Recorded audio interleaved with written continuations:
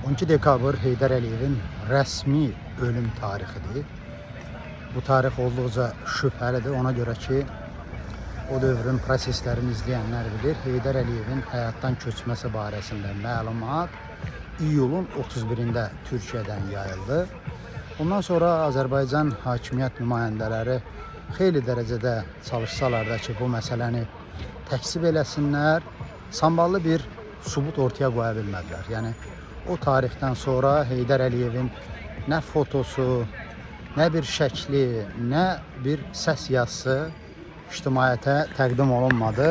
Bu da yayılan informasiyanın, xəbərin doğruluğun dolayısı yolla təsdiqlədi. Bunu da niyə etmişdilər? Bilməyənlər üçün xatırladım ki, o zaman prezident seçkisi idi.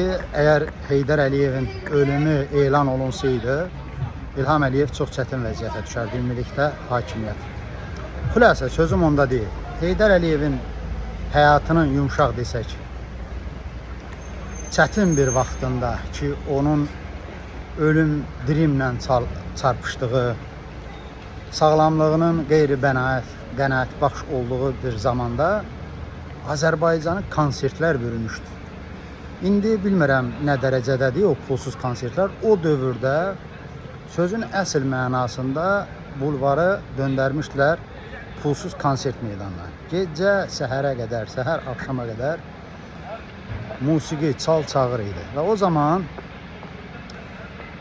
indi hökumətə trolluq eləyən Yeni Müsavat qəzeti yaxşı bir söz yazmışdı ki, öz atasına belə rəftar göstərən hakimiyyət görün bizi hansı formada düşünür. Yəni, Yeni Müsavat o zaman iddia edirdi ki, Heydər Əliyev vəfat edib və onu xaladenlikdə onun cəsədini saxlayırlar. Və bu, belə bir vəziyyətdədir ki, Azərbaycana konsert bürünmüşdür. Mən o yazını yazanlardan fərqli düşünürəm ki, hökumət İlham Əliyev görə Azərbaycan xalqını nə dərəcədə məhəbbətlə sevir ki, öz şəxsi çətin günlərində belə xalqın əylənməsinin, istirahətinin qayğısına qalır. Heydər Əliyevin ölümü 12 dekabrda rəsmiləşdi, amma tarixin qəribəliyinə baxın ki, onun ölüsü dirisindən güclü oldu. O baxımdan ki, ona tənə eləyən, onu lağa salan, kəfənini söyən, qəbrini təhqir eləyən Rauf Arifoğlu, Aynur Camal qızı, Fazil Qəzənfəroğlu və bu sıradan bir çoxları indi gedib onun heykəli önündə dualar oxuyurlar, tövbələr eləyirlər, nə bilim, başqa ürək sözlərini deyirlər, öz doğmalarından da uca yüksək sözlərlə Heydər Əliyevin, həyatda olmayan Heydər Əliyevin şəninə fikirlər səsləndirirlər. Həyatın belə qəribə işləri var.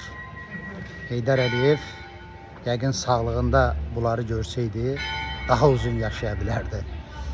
Bu adamlar onun kəfənin, sağlamlığın ələ saldılar, təhqir elədilər. Hətta belə bir məqalələr yazırlar, Xortdanın cəhənnəm məktubları. Heydər Əliyevdən o xəstəxanada yatanda məktublar gəlirdi. Əlbəttə ki, şübhəli idi ki, o yazır, yoxsa yazmır. O başlıqla təqdim edirdilər, Xortdanın cəhənnəm məktubları. Ona görə bu hadisədən çıxış edib bəzilərinə demək istəyirəm ki, bu həyatda sizi incidən şeylərdən çox qəlbiniz qırılmasın. Siz öləndən sonra o qəlbinizi qıran adamlar sizə gəlib səcdə etmiş ola bilər.